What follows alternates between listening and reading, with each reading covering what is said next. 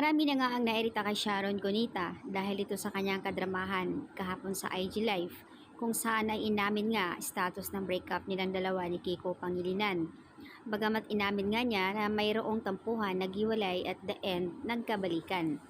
So parang pang promo nga lang daw ang ginawa ni Sharon para mapag-usapan sa social media. Ewan ko sa'yo, ayon sa kanila, going to 60 ka na pero napakadrama mo pa rin. Promo lang lahat, nakakaumay na. Ano ang tanda mo na para sa ganyang promo? Going 60 ka na, style mo na yan. Hindi mo na dapat ginagawa. Ang drama at napaka-OA. Labadami ng dirty linen pa more. And she just doesn't know when to stop. So obvious how Kiko wants to cut it shorter kasi baka kung ano-ano pa naman ang masasabi ni Tita Shawi. Ang swerte ka sa mapangasawa mo kay Kiko, napakabait niya. At sa dami mong mga nakapartner na andoon yung landi mo.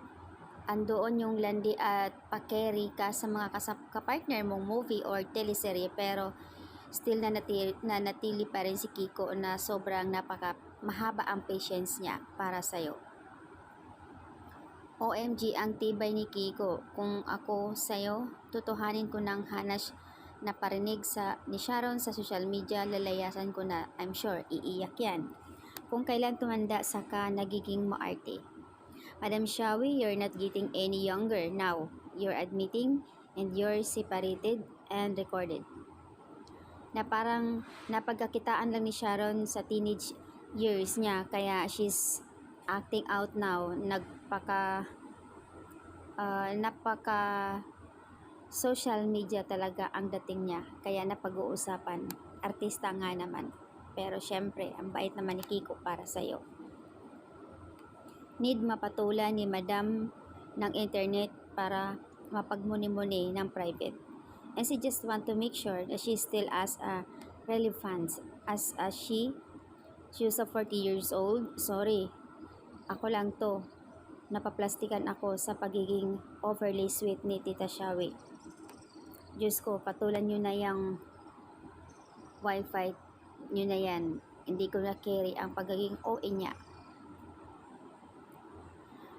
Sana 2024 na wala ng drama, wala ng OA sa buhay ni Sharon.